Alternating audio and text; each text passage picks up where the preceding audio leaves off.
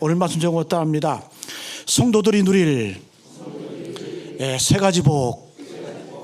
성도들이 누릴 세 가지 복이라는 제목으로 함께 말씀의 은혜를 나누겠습니다. 시편 84편은 개인적으로 제가 참 좋아하는 시편이에요. 얼마나 참 아름답고, 이런 말씀 드리면 뭐하겠지만 버릴 것 없는 시편, 한 구절 한 구절이 쭉 같은 그런 말씀의 내용입니다. 이 말씀을 우리가 잘 아는 백범 김구 선생님도 이 말씀을 인용했습니다. 백범 일집 가운데 우리 백범 선생의 이런 이야기가 있습니다. 나는 독립된 조국에서 문지기로 살기를 원한다. 다시 한번요. 나는 독립된 조국에서 허위호식하고 출세하는 것이 아니라 그저 문지기로 있는 것으로 나는 만족한다. 이 말씀을 이 백범 김구 선생이 어디서 인용하냐? 오늘 말씀 10절. 주의 궁정에서의 한 날이 다른 곳에서의 첫날보다 나은즉 악인의 장막에 사는 것보다 내 하나님 성전 문지기로 있는 것이 좋사오니. 이 말씀을 그대로 이 백범 김구 선생이 나는 독립된 조국에서 문지기로 살기를 원한다. 조국의 독립을 원했던 이런 간절함을 이 말씀을 인용해서 표현을 했습니다. 여러분, 오늘 시편 83편 보니까 맨 앞에 뭐라고 써 있습니까? 고라 자손의 시라고 되어 있죠. 그죠? 고라 자손의 시. 이 고라 자손이 만든 시입니다. 여러분, 우리가 잘 아는 대로 이 고라 자손은 어떤 족속이냐? 어떤 집안이냐? 망한 집안이에요. 민수기 16장에서 이 모세의 반기를 듭니다. 하나님을 거역을 해서 고라 자손과 다단, 아비람, 온, 거기다가 250명이 합세를 해서 하나님께 반역을 합니다. 그때 하나님께서 이 징벌을 내리시는데 이 자손들, 고라 자손을 더불어서 반역한 이 사람들을 땅이 갈라져서 죽게 만드세요. 그 땅 속으로 들어가는 어떤 그러한 가문이 망한 거죠. 그죠? 멸문지화를 당한 그러한 가문이 바로 이 고라 자손입니다. 고라 자손. 어찌 보면 일평생 동안 자자손손 좋은 글씨가 매겨진 거예요. 저 집안은 어떤 집안이다? 망한 집안이다. 반역의 후손들이다. 그리고 그들은 다 어떻게 보면 멸망한 집안이다.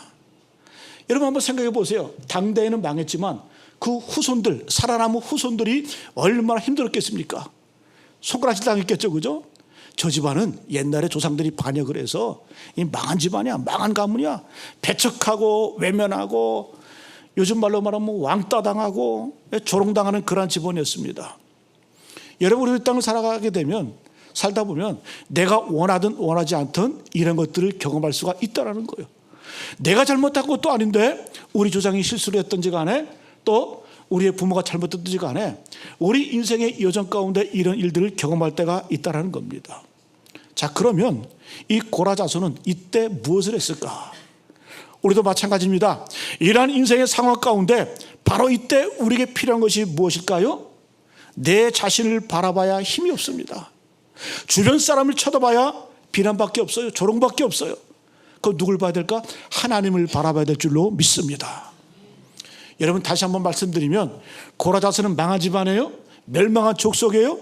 그럼에도 불구하고 그들이 하나님을 바라봤을 때에, 내 자신을 바라보지 않고 하나님을 바라봤을 때 고난에서 영광으로, 저주에서 축복으로 변화된 집안이 바로 이 고라 자손이라는 겁니다.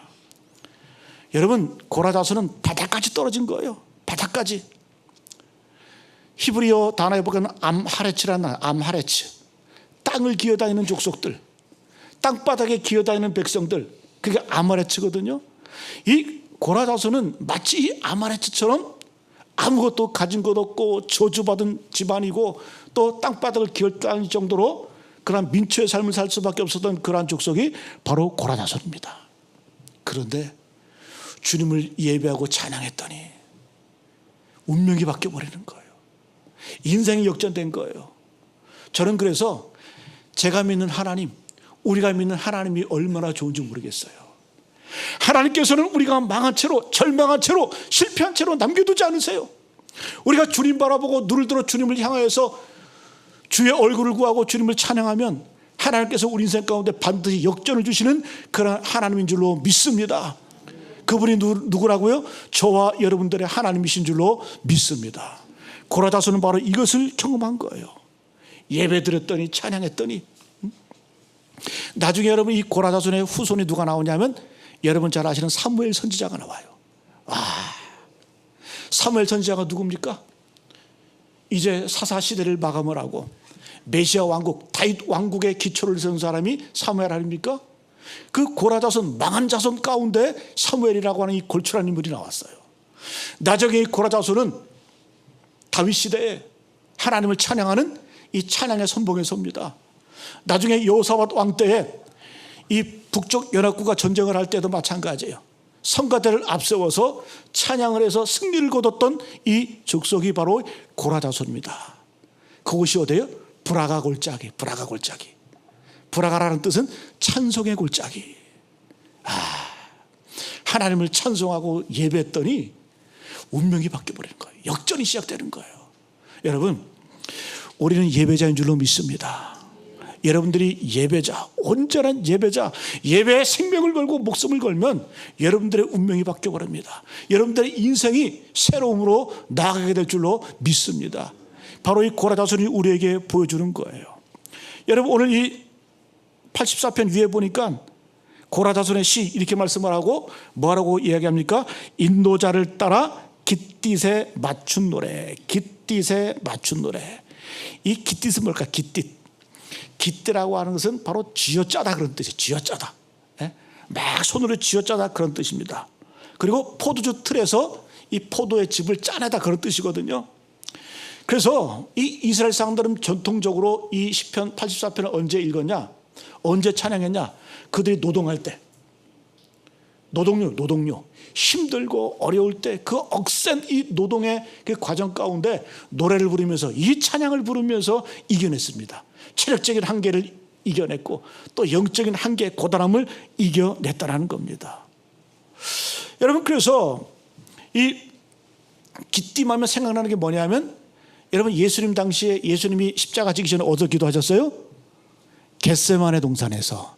이 겟세마네라는 뜻도 짜내다 그런 뜻이에요. 짜내다. 겟세마네, 깃띠, 겟세마네. 그러니까 예수께서 기도하실 때에 어떻게 기도하셨습니까? 예수께서 간절하게 기도할 때에 예수님의 땀이 뭘로 변했어요? 핏빛으로 변해요. 핏빛. 그러니까 예수님도 기도할 때 그냥 기도한 것이 아니라 온갖 땀을 다 짜내시고 모세혈관이 다 터져서 피를 짜내시는 그 기도, 그 기도를 통해서 십자가를 향해서 나아가셨다는 겁니다. 여러분, 오늘 말씀의 제목이 뭡니까? 성도들이 누릴 세 가지 복. 이 고라자손은 실패와 절망에서 하나님을 예배하고 찬양했더니 복된 족속이 되었고 복된 집안이 되었고 복된 가문이 된 줄로 믿습니다. 여러분, 우리가 성도라고 한다면, 하나님의 자녀라고 한다면 반드시 복을 받을 특권이 있어요. 권리가 있어요.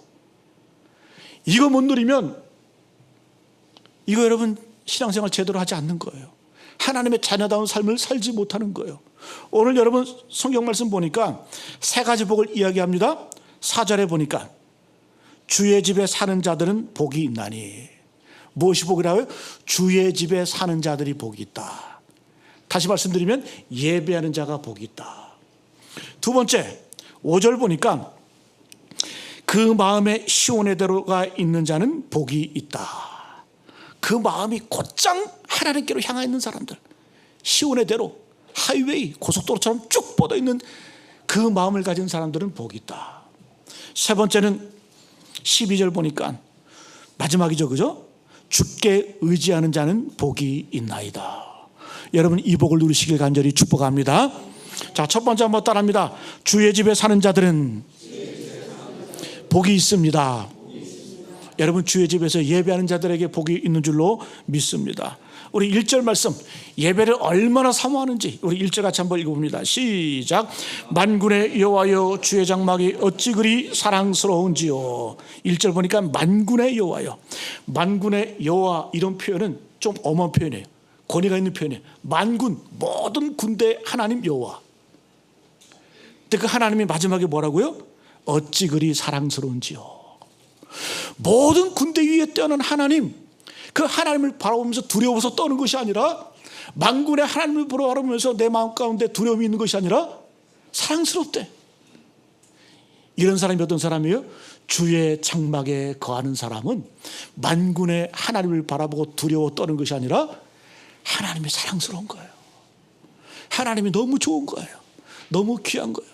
여러분 이런 거 경험해 보셨어요? 여러분들에게 하나님은 어떤 분이십니까? 두려운 하나님이세요? 엄한 하나님이세요? 오늘 여러분 이 고라다손의 고백이 우리의 고백 되시기를 축복합니다. 만군의 여호와여, 주의 장막이 어찌 그리 사랑스러운지요. 이 시를 혹자는 그렇게 얘기합니다. 다윗이 압살롬에게 도망갈 때 자기 아들 그 압살롬이 반역을 했잖아요, 그죠? 그때 이 다윗은 이 자기 아들 압살롬이 반역을 하니까 칼을 들고 아버지를 죽이려고 쫓아오니까 옷도 제대로 못 입고 머리를 풀어 헤치고 신발도 못 신고 뒷산으로 도망가 버립니다. 도망가니까 이 다윗이 그림이 있는 거예요. 자기가 가진 것, 권력, 힘, 그 아들, 그것이 그리운 것이 아니라 이 다윗의 그리움은 예배 드리지 못하는 그림이 있었어요. 그래서 오늘 여러분 1절에 만군의 여호와여, 주의 장막이 어찌 그리 사랑스러운지요. 여러분 다윗은 이제 도망 다니면서 가장 그리웠던 게 뭐냐? 하나님을 향한 예배가 그리웠고, 하나님을 향한 찬송이 그리웠고, 하나님을 향한 이런 예배자가 되는 것이 그리웠다는 거예요. 뭔가 그림이 다르죠. 여러분 다윗은 도망가면서도 하나님 내 대적처 원수를 멸해 주십시오 이런 기도한 게 아니라 하나님 내가 주의 장막을 사모합니다. 주의 성전이 그립습니다. 하나님을 예배하는 것이 그립습니다. 이 정도로 여러분 도망 다니면서도 전쟁 가운데서 예배를 사모했던 사람이 바로 다윗이라는 거죠. 여러분 하나님께서 그 다윗을 얼마나 사랑하셨을까요? 네? 여러분 우리는 코로나 때 경험해 보셨잖아요. 예배가 얼마나 소중한지, 예배가 얼마나 귀한지. 지금 이 순간에도 여러분 북녘 땅에서는 함부로 예배드릴 수 없고 찬송할 수 없는 그런 분들, 마지막 소원, 내게 한 가지 소원이 있다고 한다면 내가 마음껏 주님을 찬송하고 주님을 높여드리고 하나님을 예배하고 죽겠다. 여러분 그런 분들이 얼마나 많은지 몰라요. 그런데 우리는 이 복된 자리에 나오셔서 마음껏 주님을 찬양하고 예배하잖아요. 여러분 이것이 복인 줄로 믿습니다. 이게 복이라는 거예요. 저는 여러분 병상에서 어떤 분은 봤어요. 목사님 제게 소원이 한 가지 있어요. 딱 소원 두 가지, 죽기 전에 두 가지 소원이 제가 좀 누렸으면 좋겠어 그런 얘기 하더라고요. 첫 번째 소원이 뭐냐? 내 발로 걸어서 화장실에 가는 게 소원이래. 또 한 가지는 뭐냐? 내 발로 당당히 걸어서 교회 가서 예배 드리고 싶대. 이분이 이제 병이 들어서 일어나지 못하는 거예요. 근데 소원이 있다는 거예요. 소원이 뭐냐? 남의 손 의지하지 않고 내 발로 걸어서 화장실 가서 볼일 보는 것. 그 한 가지 소원이 있고, 또 한 가지는 뭐냐? 내 발로 걸어서 예배당 가서 하나님께 마지막 한 번 예배 드린 게 소원이다. 여러분 이런 분 봤어요. 여러분들 우리가 지금 드리는 이 예배 습관적인 예배가 되지 않기를 간절히 바랍니다. 형식적인 예배가 되지 않기를 바랍니다. 우리가 드리는 지금 이 예배 어떤 분에게는 마지막 소원이 될지도 몰라요. 어떤 분에게는 가장 소중한 순간이 될 수도 있다는 거예요. 오늘 여러분 다윗은 이런 마음을 가지고 뭐라고 고백하는 거예요? 고라자손들은 만군의 여호와여, 주의 장막이 어찌 그리 사랑스러운지요. 그래서 주의 집에 사는 자들은 복이 있다. 여러분 2절로 한번 넘어갈까요? 2절 말씀 같이 한번 읽어봅니다. 시작. 내 영혼이 여호와의 궁정을 사모하여 쇠약하며 내 마음과 육체가 살아계신 하나님께 부르짖나이다. 더 간절해지죠, 그죠? 내 영혼이 여호와의 궁정을 사모하여 쇠약해졌다. 내가 하나님의 성전을 바라보면서 내 마음이 쇠약해졌다. 이 성경의 원문의 뜻은 뭐냐면 상사병이 걸렸다. 상사병이 무슨 병이에요? 남자가 여자를 그리워하고 여자가 남자를 너무 사랑해서 그리워하는 그 마음이 상사병 아닙니까? 그러니까 이 내가 여호와의 궁정을 사모하여 세약했다는 얘기는 뭐냐면, 주님 내가 상사병이 걸릴 정도로 주의 예배를 사모합니다. 주의 성전을 사모합니다. 예? 주님 내가 예배 못 드려서 상사병이 걸렸습니다. 3절 같이 한번 3절 말씀 시작. 나의 왕 나의 하나님 만군의 여호와여, 주의 제단에서 참새도 제 집을 얻고 제비도 새끼들 보금자리를 얻었나이다. 이 시편 기자의 부름이 누구예요? 참새가 부르습니다. 제비가 부르습니다. 왜? 내가 새라고 하면, 내가 만약에 새가 된다고 한다면 홀홀 날아가서 하나님의 성전, 하나님의 집에 가서 예배드릴 수 있을 텐데, 이 고백인 거예요. 여러분, 제가 질문 한번 할게요. 여러분들 예배 못 드려서 병난 적 있으세요? 왜 자꾸 내 눈을 피하세요? 여러분 예배 못 드려서 병난 적 있으세요? 회개하세요. 이 정도로 예배를 세모해야, 이 정도로 주님의 은혜를 구해야 여러분 이런 복과 은혜, 고라다손과 같은 인생의 역전을 경험하게 된다는 거예요. 사슴이 신의 문을 찾기에 갈급한 같이 예배의 갈망, 여러분 오늘 이 시간 이 예배단 갈망을 회복하시기를 축복합니다. 그래서 여러분 고라자손들은 내가 주님의 전을 향해서 뭘 할 수 있을까? 어떤 예배를 드릴 수 있을까? 그들은 여러분 부끄러운 집안 아니에요? 망한 집안 아닙니까? 손가락질 나가는 집안 아닙니까? 그래서 감히 예배 자리에 못 나가는 거예요. 그럼 내가 뭘 할 수 있을까?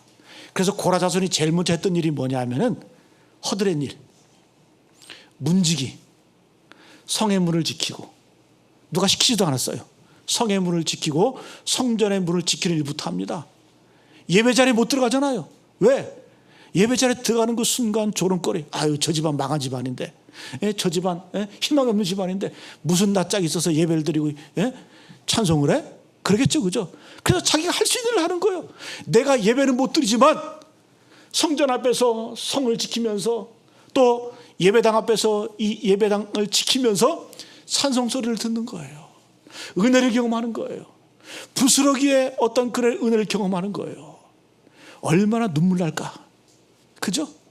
감히 예배 자리에 당당히 들어갈 수 없는 그러한 자기의 신분임에도 불구하고 그냥 내가 할 수 있는 일, 그래 밖에서 예배하는 소리 듣자, 그 듣는 거예요. 그러면서 여러분 아마도 이 고라자손이 성문을 지키면서 성전을 지키면서 노래를 했던 것 같아. 저도 예전에 군대 생활할 때 밤에 이렇게 보초를 쓰고 초병할 때 보면 아무도 안 지나가고 조용하잖아요, 그죠? 찬송 무지하게 불렀네. 찬송 참 무지하게 불렀어요. 또 남들 또 뭐라 그럴까 봐 초소 안에 문 닫고 들어가가지고 초병 총 들고 찬송 참 열심히 불렀어. 저는 그래서 이 고라자손의 이 문직이 이해가 가요. 그랬더니 누가 지나가다 들었네? 이건 제 상상입니다. 고라자손이 문직이라면서 찬송을 부었더니, 밤에도 찬송을 부었더니 누가 들었던 것 같아. 야, 너 찬양 잘하네? 그러면서 어떻게 해요? 너 한번 찬양대 한번 서봐. 그랬던 것 같아. 근데 찬양대에서 함께 찬양하고 예배하니까 너무 잘하네? 너 한번 지휘 한번 해봐. 그래서 뭐가 됐다? 고라자손이 찬양 우두머리가 된 거예요. 할렐루야. 여러분 우리가 내가 할 수 있는 일부터 하는 거예요. 작은 섬기부터 시작할 때 하나님께서 그걸 통해서 큰 영광 받을 줄로 믿습니다. 제가 말씀드렸죠. 우리 백범 선생도 이 시편 84편 10절의 말씀을 인용해서 여러분 외우세요. 주의 궁정에서의 한 날이 다른 곳에서의 첫날보다 나은즉 내가 악인의 장막에 사는 것보다 내 하나님 성전에 문지기로 있는 것이 좋사오니. 이런 열매를 가져도 우리 백범 김구 선생이에요. 왜 백범의 백범? 백범의 뜻이 뭐예요? 백범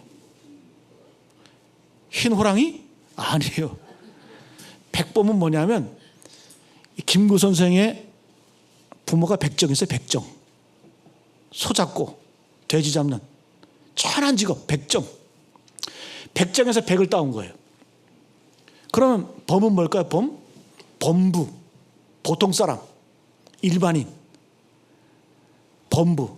그래서 백정과 범부를 합쳐서 백범 이렇게 한 거예요. 이 뜻이 뭐냐? 이 백정이라 할지라도 이 일상의 어떤 그런 사소한 이 범부라 할지라도 나와 같이 이 독립에 대한 그 열망, 이런 열망만 있으면 우리 민족은 반드시 독립이 될 것이다. 그 열망을 담아서 이 백범이라는 호를 지은 거예요. 여러분들 자녀들 데리고 놀러갈 생각하지 마시고 저기 효창동에 가보시면 백범 김구 선생 기념관이 있어요. 그런데 한번 가보세요. 우리 민족의 호를 깨우고 우리 민족의 영을 깨우고. 예? 오늘 여러분 이 백범 김구 선생 태어난 출신 성분이 백정이잖아요. 백정임에도 불구하고 하나님의 영이 그 안에 들어가고 하나님 믿는 믿음이 들어가니까 민족을 살리고 민족을 일으키는 그런 인물이 되잖아요. 그죠? 마치 오늘 말씀의 이 고라 자손처럼 희망이 없어요. 절망이에요. 그런데 주님을 찬양하고 주님을 예배합니다. 여러분 이런 주님 이러한 놀라운 은혜가 있기를 간절히 축복합니다. 그래서 여러분 고라 자손은 그리움이 있어요. 그리움. 우리가 아까 예배 전에 찬양을 했죠. 순례자의 길, 저 멀리 배는 나의 시온성, 오 거룩한 곳 아버지 집. 이스라엘 백성들은 이제 예루살렘 성을 향하면서 성전을 향하면서 이 노래를 찬양하면서 성전을 향해서 뚜벅뚜벅 걸어갑니다. 산을 넘고 물 건너 사막을 건너면서 그들이 이 고된 여정 가운데 하나님을 찬양하면서 하나님을 노래하면서 저 멀리 배는 나의 시온성 그림을 향해서 찬양하는 거예요. 고라 자손에게도 그림이 있었습니다. 다윗 왕에게도 그가 도망가면서 쫓겨가면서도 예배에 대한 그림이 있었습니다. 이 예배가 그들을 살렸고 이 예배가 그들의 삶을 회복시킨 줄로 믿습니다. 그래서 오늘 첫 번째 고라 자손은 뭐다? 복이다? 주의 집에 사는 자들은 복이 있나니, 예배하는 자는 복이 있나니, 이 복을 누리시길 간절히 바랍니다. 두 번째 한번 따라합니다. 마음에 시온에 들어가 있는 자는 복이 있다. 우리 마음가운데 시온에 데려가 있는 자는 복이 있대요. 우리 5절 같이 한번 읽습니다. 5절 말씀 시작. 주께 힘을 얻고 그 마음에 시온에 데려가 있는 자는 복이 있도다. 여기 말씀드리면 시온의 대로 이스라엘 백성들 시온산 그 예루살렘을 향해서 달려갈 때 무엇이 복이라고요? 그 마음이 대로처럼 확 열려져서 앞으로 전진하며 나아가 힘있게 나가는 그것이 복이 있다라는 거예요. 여러분 히브리어를 보니까 이 시온의 대로라는 뜻은 높은 길이나 높은 길. 여러분 영어에 보면 하이웨이, 우리 고속도로를 하이웨이라고 그러죠, 그죠? 멈추지 않는 도로, 난스톱, 하이웨이. 이게 바로 이 영어의 하이웨이가 시온의 대로에서 나온 거예요. 높은 길, 높은 길. 예전에는 고속도로를 뚫을 때 산을 깎아서 산을 없애서 도로를 만들었잖아요, 그죠? 요즘에는 그렇게 안 만들더라고요. 산을 그냥 무너뜨리는 것이 아니라 산에 터널을 뚫잖아요, 그죠? 그리고 산과 산 사이에 큰 기둥을 세워, 높은 곳에 기둥을 세워서 고속도로를 만들잖아요, 그죠? 진정한 그게 하이웨이. 높아요? 넓어요? 나갈 길이 없어요? 여러분 무엇이 복이냐? 우리의 마음이 하나님을 향해서 이처럼 시온의 대로처럼 고속도로처럼 빵 뚫리는 그런 마음이 복이 있다라는 거예요. 어떤 분은 하나님을 향해서 나아갈 때 오솔길로 가, 이리저리 헤매고 꼬불꼬불거리고, 어떤 분은 진창길로 가, 넘어졌다가 일어섰다가 빠졌다가. 그런 길로 가지 말고 우리의 마음이 하나님을 향해서 예배할 때에 이런 오솔길 진창길이 아니라 고속도로처럼 시온에 들어가 열려져서 하나님을 향해서 전심으로 달려갈 수 있는 그 마음이 바로 예배자의 마음이라는 거예요. 예배드릴 때 최소한 이 마음을 가지고 나오시길 축복합니다. 갈까 말까 쉴까 말까, 오늘도 주일이네, 가서 설거지해야 되는데, 가서 밥해야 되는데, 그런 마음을 하면 하나님이 받으시겠어요? 하나님 기뻐하시겠어요? 하나님 어떤 마음을 기뻐하신다? 주께 힘을 얻고 그 마음에 시온에 데려가 있는 자는 복이 있도다. 여러분 탕자 이야기가 나오죠. 탕자, 방탕한 아들 탕자. 탕자는 다 잘못했어요. 아버지의 것을 가지고 외국에 나서 다 허비합니다. 허랑방탕합니다. 예?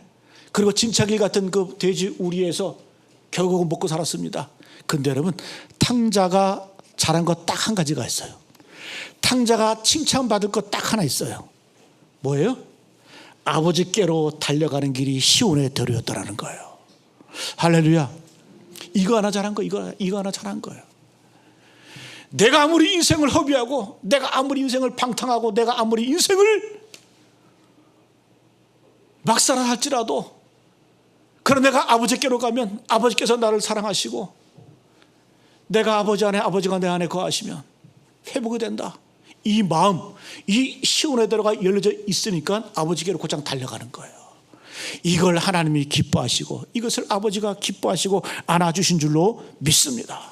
할렐루야. 여러분, 예배자, 우리는 예배자잖아요. 예배하실 때 이 마음 가지고 주님 앞에 나가는 거예요. 대로가 열려져서. 그래서 여러분, 믿음은 뭐냐? 믿음은 자꾸 어떤 분들은 문제 해결로 생각을 해요. 내가 믿기만 하면 내 문제가 해결되고 내 어려움이 해결되고, 자꾸 이런 식으로 믿음을 해석을 하니까 병드는 거예요. 여러분, 믿음은 소원성취 아니에요? 믿음은 문제 해결 아니에요. 믿음은 뭐다? 믿음은 하나님과 나와의 관계예요. 관계성. 저 어렸을 때만 해도 이 한국의 산마다, 전국 공국구마다 기도원이 막 넘쳐났어요. 그죠? 기도원마다 막 기도하는 소리가 들끓었고, 기도하는 소리가 막 정말 인산인해를 이룰 정도로 기도하는 목소리가 들렸어요. 그럼 지금은 왜 그렇게 못할까?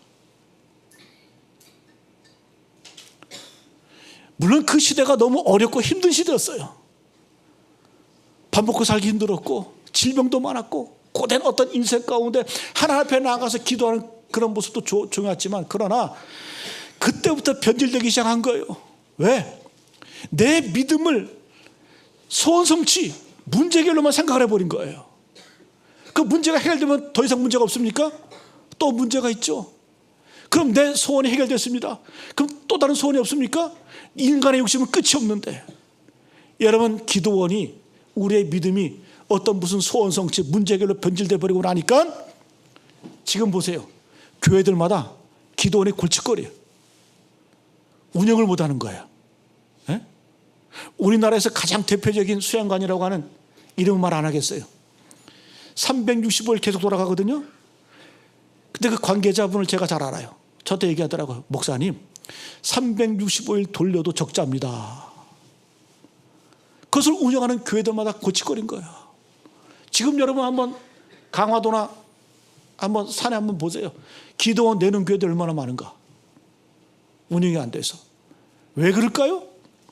우리는 믿음을 착각하는 거예요. 자꾸 내가 믿음을 통해서 문제가 해결되고, 내가 잘되고 형통하고, 내 소원이 성취가 되고, 그러면 여러분 반드시 병듭니다. 하나님과의 관계성의 관계성. 내가 힘들고 어려워도 하나님이 나의 아버지시면 괜찮아요. 내가 어렵고 힘들어도, 내 인생의 문제가 고단하다 할지라도, 고라 자손처럼 내 형편과 사정이 이렇다 좋지 않다 할지라도 나는 하나님을 찬양할 거야. 하나님 앞에서 노래할 거야. 하나님 앞에 나아갈 거야. 왜? 하나님은 나의 아버지시기 때문에. 여러분, 이런 믿음 소유하시기를 간절히 축복합니다. 고라 자손은 한마디로 관계가 다 끊어지지 말이잖아요. 하나님과의 관계가 끊어졌고, 왜? 반역했기 때문에. 이웃과의 관계도 끊어졌어요. 왜? 비웃음 당하는 집안이었기 때문에. 그런데 무엇으로요? 예배로, 찬송으로, 기도로 주 앞에 나갔을 때 하나님께서 그들을 품에 안아주시고, 이스라엘 역사 가운데 위대한 족속으로 다시 한번 일으켜주고 세워주시는 그런 기적을 경험하게 된 줄로 믿습니다. 그래서 고라 자손은 이스라엘 민족에게 큰 복입니다. 여러분, 우리가 다윗을 볼 때 왜 다윗이 왜 이스라엘 민족에게 복일까요? 다윗 왕은 이스라엘 백성들로 하여금 기도하게 만들었어요. 찬송하게 만들었어요. 예배하게 만들었어요. 그래서 복인 거예요. 다른 것이 아니라. 여러분, 우리의 마음의 시온의 대로가 하나님을 향해서 열려주시기를 간절히 축복합니다.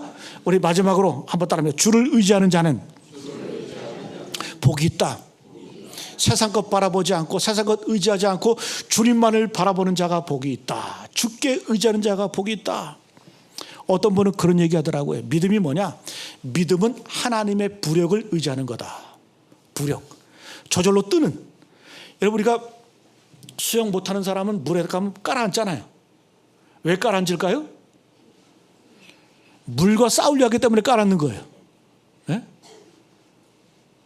수영할 때 깔았는 이유는 뭐냐? 물과 싸우려 하기 때문에 깔아앉아요. 그러나 물에 내 몸을 맡기고 가볍게 하면 떠요. 이게 믿음이라는 거예요. 믿음은 뭡니까?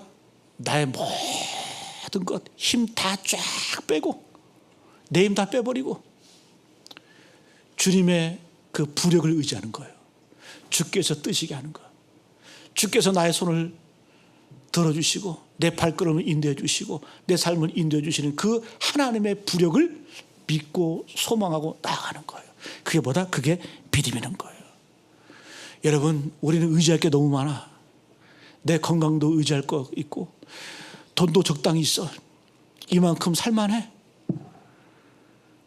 박예선도 좋아. 친구도 많아. 의지할 게 너무 많아. 여러분, 예수 잘 믿는 건 뭔 줄 아세요? 세상의 것들 하나하나 끊어가는 게 예수 잘 믿는 거예요. 자꾸 비워가는 게 예수 잘 믿는 거예요. 하나님 믿는 백성들은 바로 세상 의지하고 세상 바라보지 않고 하나님과의 관계를 위해서 내 건강을 사용하고 내 물질을 사용하고 내 힘을 사용하는 것이 바로 하나님 잘 믿는 거예요.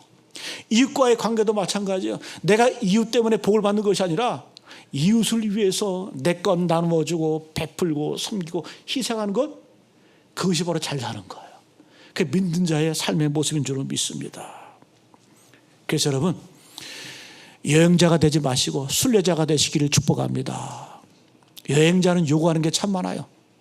어디 숙소에 들어가면 깨끗하다, 더럽다, 음식이 좋다, 나쁘다 이런 거 따지거든요.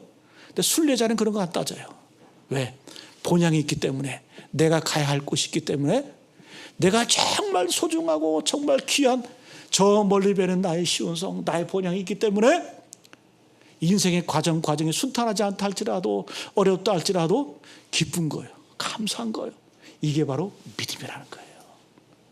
오늘 말씀 마치겠습니다. 여러분들 성도들의 특권을 누리시길 축복합니다. 이 복을 누리지 못하는 것 바보예요. 성도가 되어서 하나님의 자녀가 되어서 우리는 어떤 복을 누려야 됩니까?